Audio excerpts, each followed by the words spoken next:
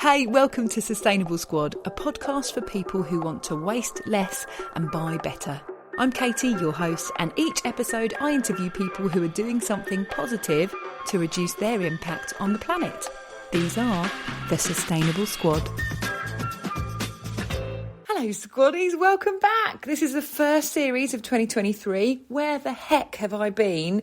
Well, lots of stuff has been going on. I won't bore you with the details, but I'm back. That is the most important thing. And I have a bank full of lovely interviews with people doing awesome things ready to share with you. And we're going to kick off with Becky Knights from the Sea Safety Project. She is local, she's Brighton. There is links to sustainability, but I just feel like I have an interest and a responsibility of sharing a bit more information about how we can be more responsible when we're enjoying the sea. So I'm a big fan of a sea swim. I haven't actually gone in yet this year.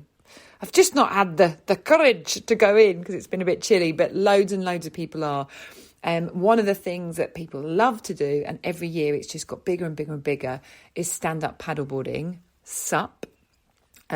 So we actually talk about that. Becky's a really keen paddleboarder. She gets her dog, Herbie, on the paddleboard with her. So it naturally kind of leads into discussions around that and around also how to be safer with your dog on the beach too. We got a dog. He's called Vinny. He's 3 soon. He's 3 next week, aren't you, Vin? And we made a point of taking him down the beach on like day 2 of having him as a puppy, just so he got like used to the waves, etc. We plonked him in, made sure he could swim and stuff like that. So it was interesting talking to her about looking after your doggos. Brighton Pier, oh my God. So it's the end of May now, and anyone who lives around here or even visiting will be feeling the crowds building. And I found out that in 2021, we had 4.3 million visitors to Brighton Pier. 4.3 million. And just to add a bit of context to that, and the second most visited attraction, free attraction, after the Brighton Pier in the UK was a natural history museum. And that was 1.6 million visitors. That is like a ridiculous number of people. So it's really important that we're like extra vigilant, like we enjoy the sea, we tidy up after ourselves, and then we're really like conscious about a few hazards. So we cover some of those. There is one thing I thought I'd say now, just in case you get distracted and don't listen to this whole thing. Rip currents are like the number one hazard that we should all be really aware of. Okay, apparently they cause like 80% of the rescues are formed by people getting in trouble with rip currents. So these are extremely powerful, and it's essentially, I'm going to read this now so I don't get it wrong. They are powerful, narrow currents that flow from the beach through the surf zone. So you spot them by looking for an area where waves aren't breaking. There's very likely that is going to be a rip current.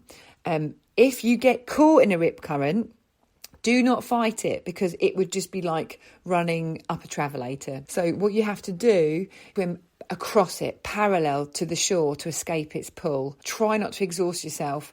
Wave for help, shout for help, like float on your back until you get it. That is mega important. Anyway, it's not about me telling you about sea safety. It's about Becky Knight. So I'll leave you in her capable hands. And if you just look up Sea Safety on Instagram, you can find out more about her following this podcast. Thanks very much. So I'm sat in the front room of the Sea Safety lady, Becky. Hello, Sea Safety Becky. I'm Sea Safety Becky. Lady, Sea Safety lady. Sounds funny, doesn't it? And we're joined by Herbie the dog, who's licking his lips after a bribe. Dental. Yeah. So we've got a lot of common ground. We're locals. We are locals. Yes. To Brighton and Hove. Hove actually, darling. Obviously, both dog owners.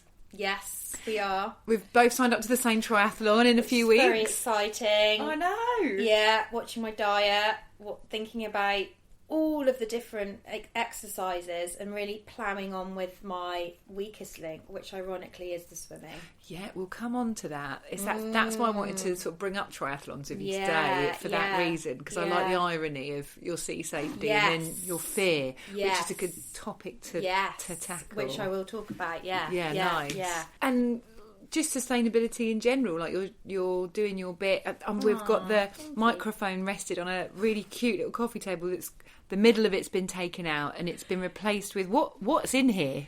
Oh, so this amazing lady in Brighton, Sammy, who actually has just been travelling in Asia, and she's been doing all of her normal collecting of rubbish that's been dispersed in the ocean and picked it up. I think she's got a whole haul of it that she's brought back to the UK now to carry on and continue the amazing work that's gone into projects like this. So she has collected all these little bits of remnants of toys and plastic bottle lids and bits of, that's like a ice cream, a spoon. So much work has gone into this, and then she's moulded it into this table, which is a huge talking point now. So whenever anyone comes around, we're always talking about the table. Yeah. It's cool. Is it like a resin or like a glass or whatever? That's it, a resin. Oh, look. Oh, yeah, it's wicked. And you can feel it. You can feel the bits on the bottom as well. So it's really tactile. Yeah, I like it. It's really, really cool. Well, so sea safety, I can't remember when we first started talking, but we've connected on Instagram. We have connected on Instagram. How long have you been live with this what would you call it? Is it a business venture? Is it so I mean, it's sea safety. The Sea Safety Project is set up as a business, a company. It's just me, and I set it up because I was really saddened to learn of local drownings in the area. And it really impacted me because it was around the same time I lost someone very close to me, which was my mum, and I knew what it was like to go through grief and losing someone and what that whole bereavement process feels like. And I felt that I had to do something about it. And being a teacher, I knew in education there wasn't enough locally being put into sea safety. And that is when I approached Chris Ingle, who is amazing, at the Seafront office, who's the operations manager, one of the operations managers. And I talked to him initially on the phone for half an hour about what I needed to do to set up a project like this to launch at my children's school. It was all over lockdown. And went away, made a PowerPoint, and then a few days later went and showed him. And he really, really loved it. And he said he would happily support it if I wanted to roll it out to other schools, which was just amazing to me, to have somebody who's just fantastic at their job, incredible in their role, to give me that credit back. And I remember at the time that meaning an awful lot to me. So, yeah. That's awesome. And I expect... always, but especially in 2020 and 2021, living by the coast, that was our kind of happy place. It's one of the few places we were able to go to. So to know you could find information to do it safely is really important. Oh, hugely important. And everyone underestimates the sea, don't they? I think. Oh my goodness, yeah. It's a dangerous place, and it's an amazing place. It's a fun place, but you have to remember it changes as well. Everything changes every day. Every day is different in the sea. So many different conditions to think about, and it's different all around our coastline. I mean, we're an island nation, and we have to really remember that when we're thinking about the sea or going in the sea, because every beach around the UK is different. And it's really being mindful of that and thinking about, when you get to wherever you're going, whether it be Cornwall, Blackpool, Cumbria, any coastline, thinking, okay, right, look at the signs. What do the signs tell me? What are they telling me about the beach profile? Are there any rip currents I need to be aware of? Where's the local RNLI station if there is one, a seafront office if there is one, just to get your bearings so that you know if something did happen, you know where those people are.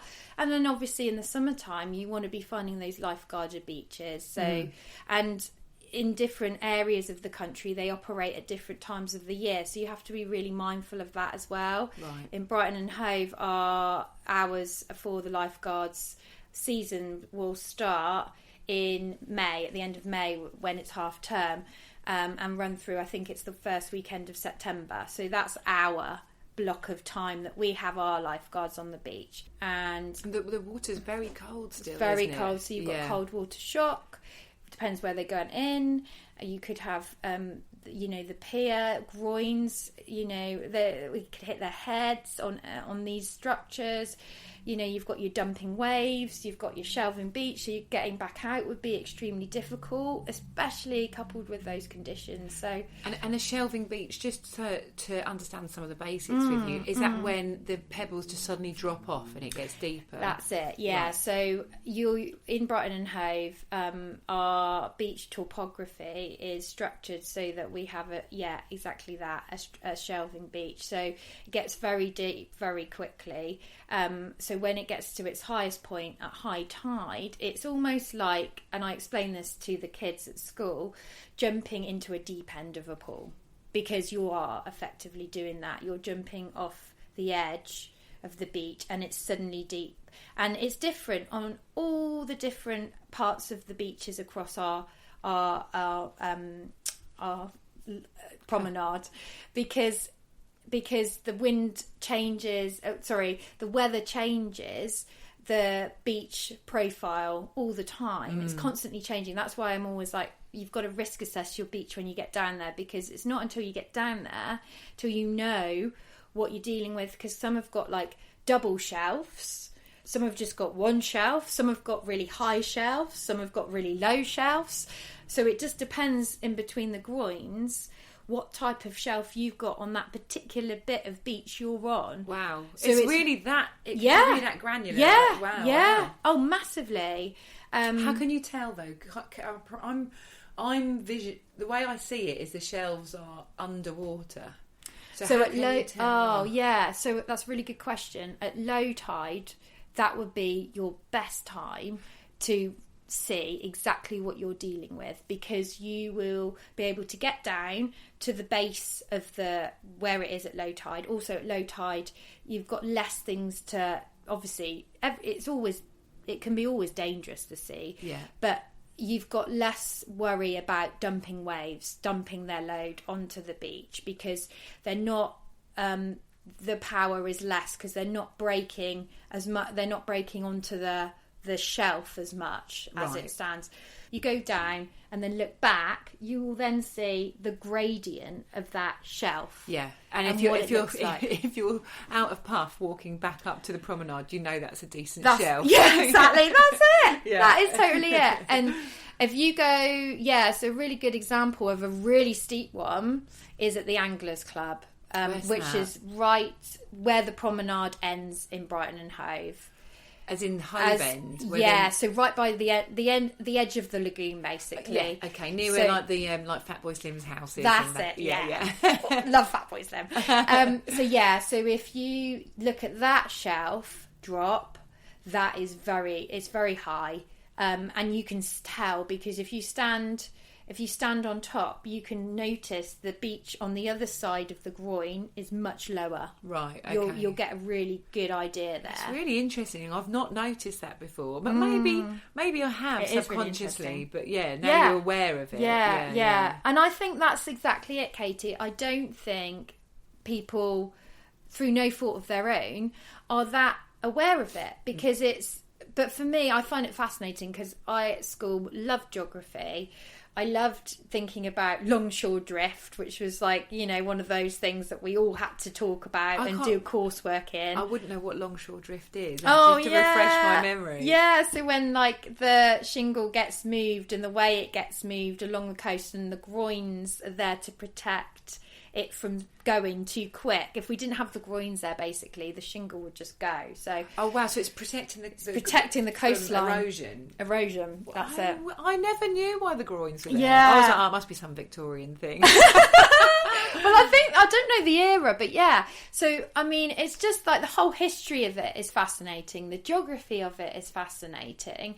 But our coastline is changing, like you say, as well, because of, you know, climate change, what's going on in the planet.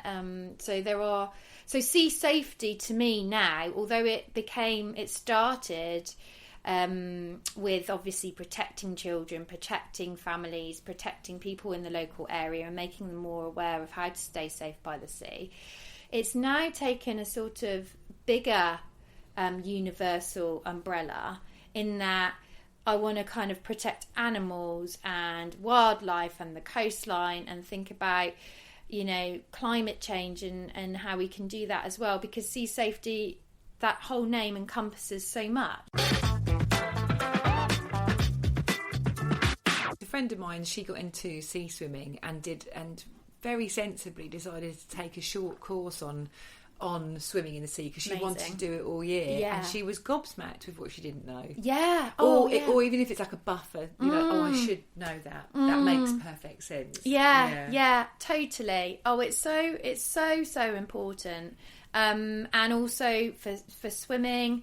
And the thing that I would say, there's so much, and I post about it all the time.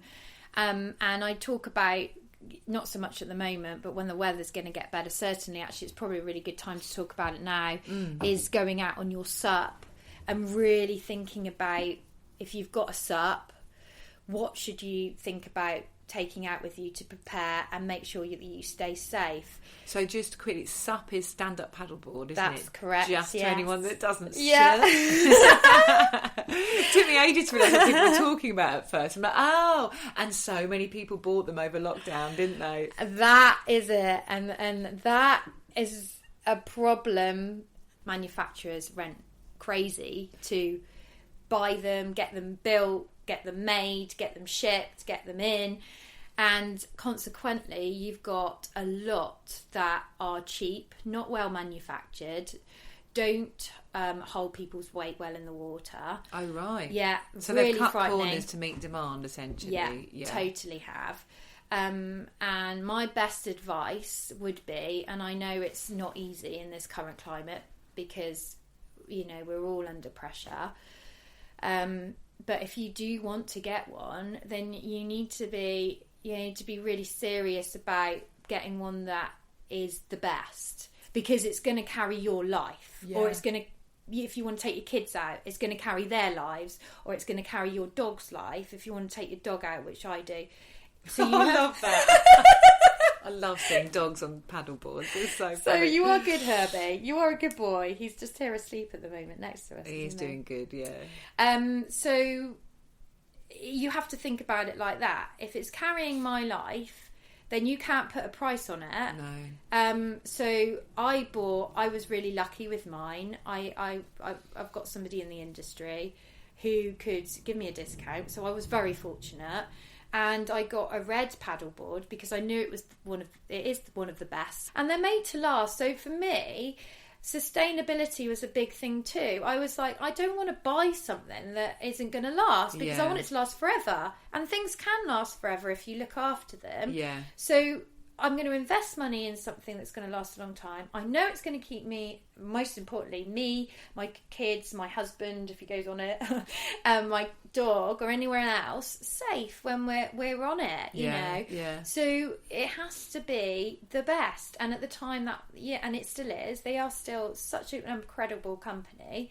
It is the best. So, and there are lots and lots of really good brands and models out there. You've just got to do a bit of research, take your time, and don't go and buy a really cheap one, because it isn't. Like there's a certain place that sells stuff in the middle aisle, don't they? Oh yes. Yeah, and I think everyone went nuts for them because they're like, oh my god, I can get it for something like a third of the price or something. Yeah. But it's a really good thing to, like, is it worth it? Yeah. And actually, there's a real problem, isn't it, around the coast with like boogie boards and paddle boards and inflatables and stuff. There's so much faddy things that people only buy for a holiday. It just feels like going going to inflatables again. So, you know, although mine isn't effectively pumped up, it is, you know, I'm inflating it. It's not like an inflatable, like a little rubber ring or a dinghy, you know, or a unicorn, or a unicorn, yeah. which you might even get down the seafront in the summertime. Yeah. So when I'm talking to the children about this, we actually do, one of my activities in the classroom is exploring how dangerous inflatables like that are. And I've got a paddling pool that I set up, we put some water in it, and then they've got loads of inflatable drink holders that look like mini versions of inflatables, pool inflatables. Oh yeah, I've seen those. They're like, you'd imagine to see them on like Club Tropicana music video. Yes, that's it. So I've created basically a miniature version of the sea, and I make it look like the sea, and they can imagine it, and then the inflatables, and then basically I want to show them the process, so it's a bit scientific, the process of how quickly the wind can blow that inflatable out to sea. So one side of the paddling pool is the sea, the other is the beach. They have a straw each, and then they blow. So they pick a drink inflatable. They put it on by the beach, and then they blow through the straw, and then they watch how quickly that inflatable goes out to sea, and it literally is seconds. Wow, that's such a great way, great visual of getting them to understand. Oh, thank you, Katie. Yeah, that's really cool. Yeah, and they love that. That's probably, but hopefully for me, so kids, you've got to get them to remember from a young age, because then that, I believe as a teacher, it creates a core memory. Yeah. So if you can create something really visual, something that stands out and makes them think a lot and question a lot, then you've created something quite good. Yeah. And I do, and they love it. They're like, oh, can we have another go? That's so interesting. Oh my gosh, I never thought it would go that quick. Yeah. And it's so lovely to see how enthused they are by it, and also I feel great knowing that they understand the danger of it. Yeah, and you would hope that they will call their parents up yes. on it, and they say that to me, and before I leave I'm like, what have you learned? What will you go home and say to your parents or your carers? And most of the time they do go, they're inflatables, dangerous, they're really dangerous, I'm not taking them to the beach. They're for the pool. I'm just going to keep them in the swimming pool. And I'm like, that's great. Brilliant. That's great. That's so good. And loads of other things as well, but they do remember that one. I don't know about you, but like my favourite teachers at school were the ones that did something a little bit, off the wall. Yeah. We had a science teacher, Mr. Gray. He was brilliant. And he was teaching us about how sound travels. And he but he didn't explain what he was going to do. Right. He just took us all out into the field, and he had an old-fashioned like metal bin lid in one hand and a rounder's bat in the other. Yeah. Told us to stand still and just walked off. Right. And then and he was right in the corner of the field, and he went like this. He put his hands up in the air and he smacked the metal bin lid. Oh my God. And then we heard it seconds later. Oh, that's so clever. And then he came back and explained, What? Yeah. Yeah, sound travel. We're like, oh wow, we just thought you were being mental. So something very exciting's happened in the last few days. Yes. We've had a visitor on shore, haven't we? Yes, we have. Do you want to tell us a bit about... And have you named them? I personally didn't. I have heard, lots of people have. But yeah, no, to me, he was a grey seal that came. A big grey seal. A huge, big grey seal. Yeah. And beautiful. So basically what happened Sunday, I was doing my meditation like I always do, my lovely friend Becca's classes at Rockwater. And we went and got a coffee and some breakfast, and two of the other ladies we were sat with suddenly said, oh my goodness, what's that out the window? And it was a seal. He'd been at Lex's Cafe on the Saturday, but I didn't realise that. And then on the Monday, he then made his way, through no fault of his own, but he made his way into peat crowds by the Peat statue, and then got back in the sea. and then made his way to between the West Pier and Palace Pier. Oh, wow. Right by the seafront office, pretty much. Oh, right. Maybe he knew. Doing the rounds. Bless him.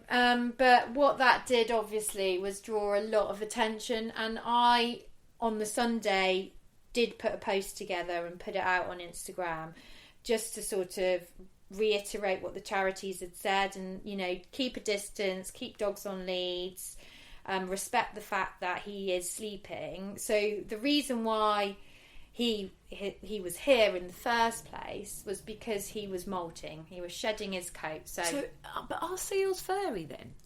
Yeah. You see, I didn't see. I'm like, wow, this is amazing. So I was literally learning this on the job. Because I didn't know much about seals. I can think of seal pups as furry, but maybe because they're adult seals that seem to always be wet, so maybe they just look like they've got. Yeah. But it's just wet hair. Yeah, that's it. So you wouldn't normally think that, would you? No, I'd expect it to be like the sort of, like a whale. Yes. Like that kind of feel to it. Exactly. Yeah. But yeah, so I was like, oh wow, you can totally see he's molting because I can see a little patch of his old fur, you know. Yeah. So I was like, wow, this is, so he bless him, because he picked, again, going back to the beach profile, he picked a tricky beach to come up to because they come up to molt to conserve energy because that whole process makes them lose energy. And is this like an annual thing? Annual, yeah. Oh, so wow. I think there's 3. It's a process of 3 molting time periods. Right. Did a little bit of research, and so the 3 different stages, and so I think he was on his last stage, bless him, of molting, but he was coming up the beach, obviously tricky because it was like climbing up a mountain. Oh my god! So that was like without legs or arms. Bless his little heart. And then not only that, he's trying to get a nice amount of sleep on the beach, and then you've got people trying to, not do very sensible things. Yeah. And just to interject here, it's not actually all about protecting the seal. I mean, it is. Yeah. But there's a second side to this, isn't there? It's about protecting us. Yeah, because they could be really dangerous, couldn't they? Especially if they feel threatened. Yeah. Well, the bottom line here is you have to remember this is a wild animal. This is not a domesticated pet. And I think people, sometimes forget that. Or they have done in this situation. Some people. Yeah, there's always some. There's always some. And I get, we're a nation, we're a city, I like to believe, of animal lovers. And, this is a very unique experience for us. And it happened very quickly. And he's back in the sea now. I witnessed him go back in last night. And he's back in. And I hope that he's there and he's happy and he's got enough energy to find fish and to be with all of his lovely seal pals because they're together, they're in like a colony together. I think that's right. I think it's colony. But I think what we have to remember is that we were actually really lucky as a city to have had that happen to us. Yeah, it's really unusual. It's really unusual because, and it was amazing. Like yesterday when I was on the beach, this little boy was there because it was a strike day, and he was there with his mum, and he was helping me actually put the barriers back up. Bless him. He was like, moving the shingle so that the barriers didn't blow down. And he was asking me all sorts of amazing questions, being really respectful, keeping his distance, understand. He was like, I just love animals. I love animals. Oh. And I just thought, wow. And he stayed there the whole time that I was there. So he saw him and then he watched him go back in the sea and with his mum. And she said to me, what a moment. For him, what a moment! Yeah, because he took some photos. He was like, "I can show them to my class tomorrow. Yeah. They're not going to believe me."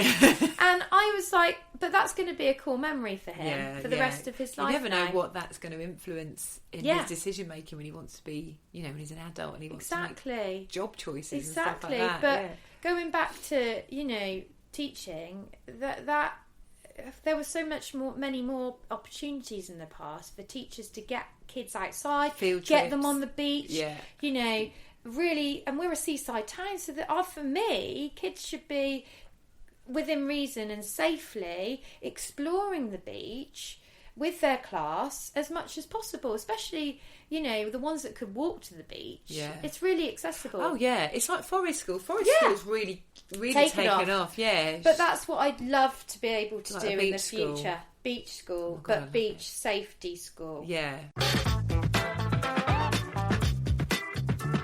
So, come on then, let's talk about the elephant in the room, or the seal in the room, should we say? The seal. We're talking about Herbie. We're going to... Oh, not Herbie. I was actually going to...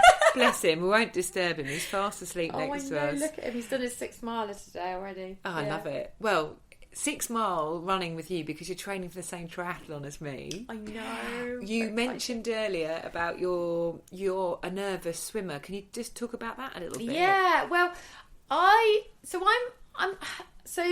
think it all starts back from. I wouldn't say I'm nervous. I would say I'm conscious of the fact that I could be a lot stronger and a lot more competent than I am. I'm very good at breaststroke. I'm not very good at front crawl. And front crawl is the stroke that will be able to get you faster out of a tricky situation. And it's also better all round for the sea. You know, you can breaststroke, no problem. But I mean, the front crawl is a great stroke to really establish and learn. And that is my weakness. So I've been practicing that a lot over the year, and I'm really proud. I did actually, back in September, I wanted to be a lifeguard. I was like, I'm gonna do it. I'm gonna go full pelt into getting this front crawl down, because you've got to do 16 lengths in 7.5 minutes to become a beach lifeguard. Right. Under 7.5 minutes. 16 lengths, that's 400 metres. Yeah. Yeah, in under 7.5 7.5 metres. minutes. Oh, I might put that as my own personal challenge. Love it, yes! Yeah, is that, I can't even think if that's... Lifeguard Katie. Lifeguard next year. Katie. I could be a lifeguard, you know. I don't know. Baywatch Katie. Yeah, so but then I got poorly last autumn with my colitis, and I just decided I'm just not going to get there in time. But what I have done now is, albeit quite slowly, established from, back in September, I couldn't even do one length without stopping. As front crawl. Front crawl. It's so hard. It's the technique. Hard. Yeah. It's my favourite. It's my favourite stroke now. But I remember first starting to do it again as an adult, and I was like, "Oh my god, I am so unfit." And you feel unfit, but Yeah. you're not unfit, because I'm a runner and I've run all my life. I've run marathons, half marathons, you know, sub 25Ks. So I was like, oh my god, I was having an asthma attack by the time I was doing one length, and I was thinking, oh, you know, this is not good, you know. So anyway, I persevere. I went back, kept going, and I've got an amazing friend who is also called Katie. It must be a name thing. It's a name thing. It's all the Katies, and she's incredible. She's actually going off to do the World Aquathlon Championships on Monday. I've never heard the word aquathlon before. Yeah, so aquathlon is a swim and a run race, and she's in the World Championships for her age group. Wow. And she's off to Ibiza. Oh my god, this has got my name all over it. Yeah, you need to do it, Katie. Yeah. You need to do it. Oh wow. So she's qualified to. Yeah, she was there last year. Did she come second or third last year? And I'm so lucky to call her one of my really good friends, because she helps me in so many ways, whether it be running, chatting, swimming in the sea, you know, you name it. Katie can do it all, really. Wow. But she's incredible. But yeah, she's off to Ibiza on Monday, and she's the most phenomenal swimmer. Yeah, really. Phenomenal. And do you know much about how she got to where she is with swimming? And I suppose, actually, being a phenomenal swimmer, what do you think is like the key to starting that? Have you had any lessons or anything for anyone? Because I speak to a lot of people about triathlons, and the thing that puts most people off is the swimming. And it is actually my favourite bit. So I feel really, I don't know, I feel free in the swimming pool. Maybe because I used to love it as a kid. But if someone's feeling like they'd like to conquer the swim, what would your advice be as someone who's conquering the swim at the moment? Totally get some lessons. So I've been fortunate to have Katie by my side to help me with technique and understanding my breathing, the head position, leg position. So definitely invested some lessons. There are some great instructors out there. I know Andy from Ocean Set.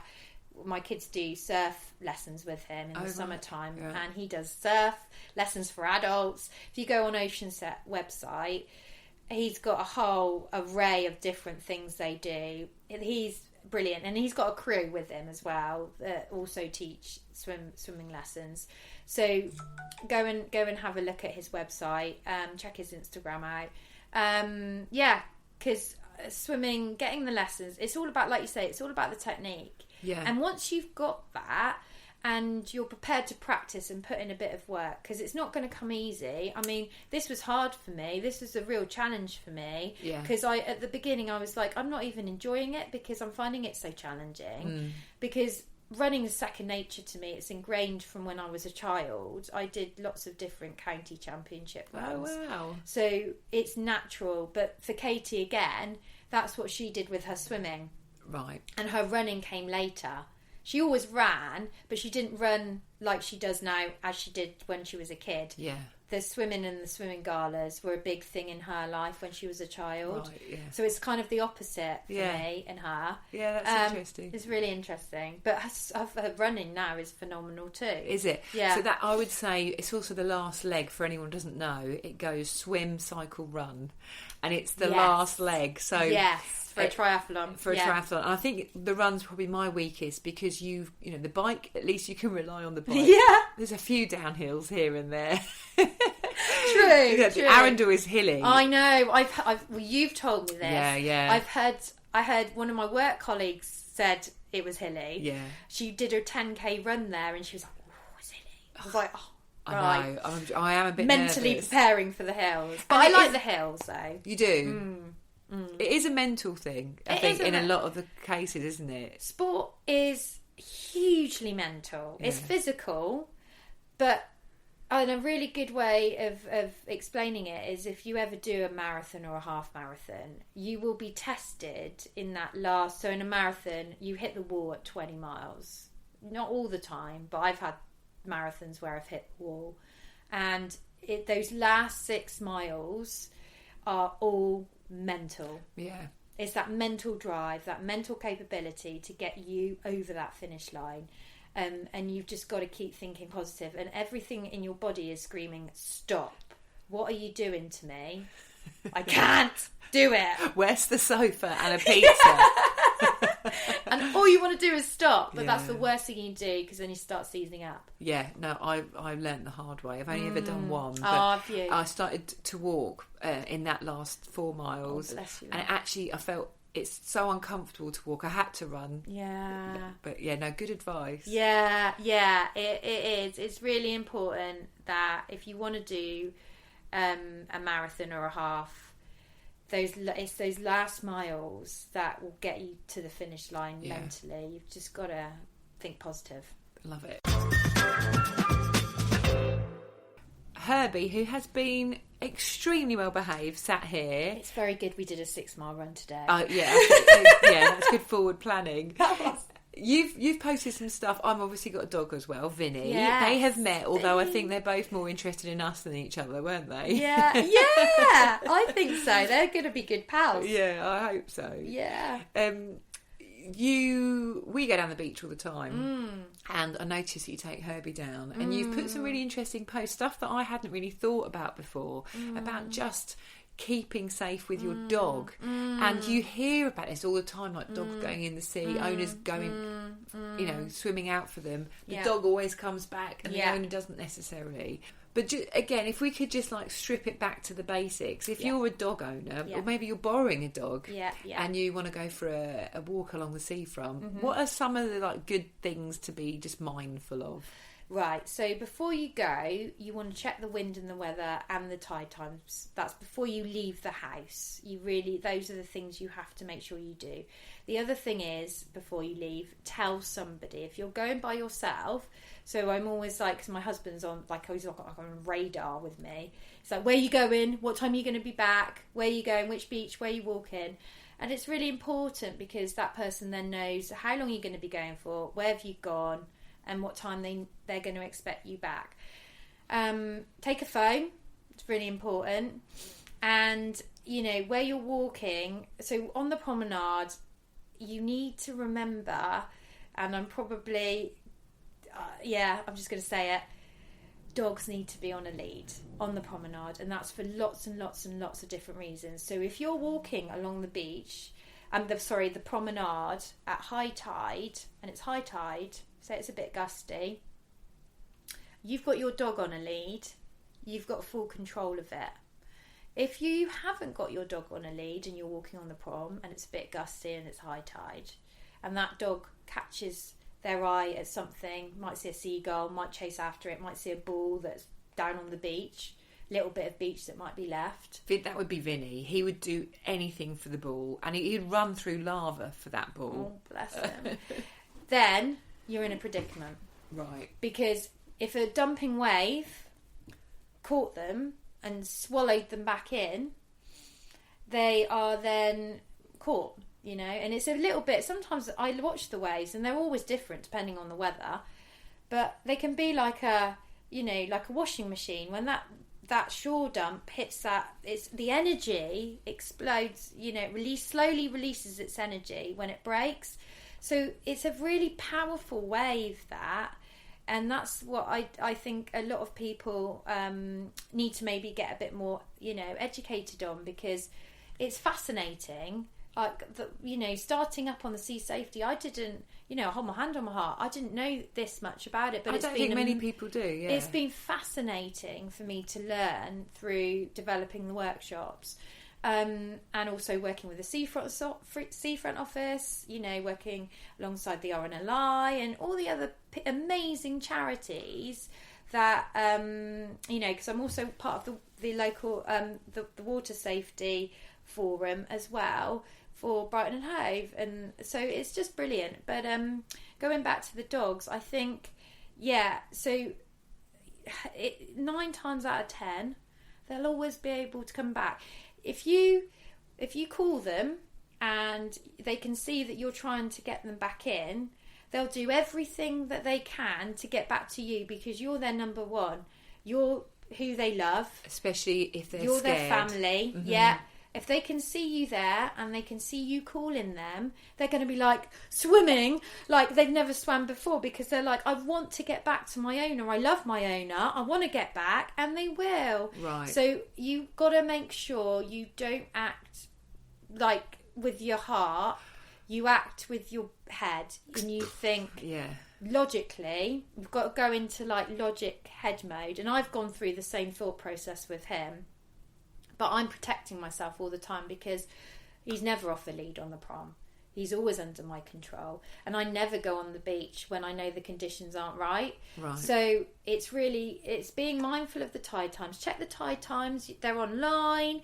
You can get a tide time booklet. I've got one I'm going to give Katie. Oh, great. And, they're there because they're there to keep us safe. Yeah. So, pick a tide time booklet up from the seafront office. Who, I've got kids involved in the front covers as well of the tide time booklets, and they just love designing them and working with the seafront. They're officers really is great. cute. Yeah. Chaz, who's one of the seafront officers, and we every year, sort of like in the autumn term, decide on the school we're going to work with, and then I do an assembly, and then I send them all the copies, and then they choose 3 winners, and it's just such a That's lovely really little nice. project. Yeah. It's so lovely, and the kids love it. But yeah, so That's really, really useful, because I've talked about this with Charlie, my husband, many a time. If Vinny went in the sea, do you think you could resist going in after him? But so speaking to you about it, it would really help. It would really remind me. I hope I'm never in that position, but to be like, just keep calling him, stay dry, especially with clothes on. Just stay out the water and call them. And I fundamentally believe I know, because it's been proven. Like the RNLI have seen it, the seafront officers have seen it happen. Chris has seen it, and so there have been lots of people where they've witnessed dogs going in, and the owners, calling their names, and they've come back, and so it's really, really important that you don't go in after your dog. You go to a safe place where you can safely call them. Don't put yourself in any unnecessary danger, and they will come out, and then you'll both be safe. So if people want to find out more from yourself, or in general, you mentioned about there is booklets you can get, the tide times. Yes. From what, just any like. So these tide building? times, so these tide time booklets are available at the seafront office. I think they're £1.50, but they're just brilliant to have in your pocket. You've got an A5 one and an A6 one, but they're just great. I carry the A5 one because I can just put it in my pocket. Yeah. I don't always carry a bag, and then I just whip it out when I'm doing my tide time weather forecasts for my stories on Instagram. That's the other thing, just to let people know about. On my Instagram, I do the tide times, and I try sometimes, now we're getting into summer, as much as possible, to do a little weather report every day, so that people have got a bit of an understanding. But with that, you've got to remember it's changing, or it can change quite a lot through the day. But it just gets people thinking about the weather before they've left, hopefully. And then, on my Instagram, I've got lots of other safety tips on supping. I've got things about swimming, and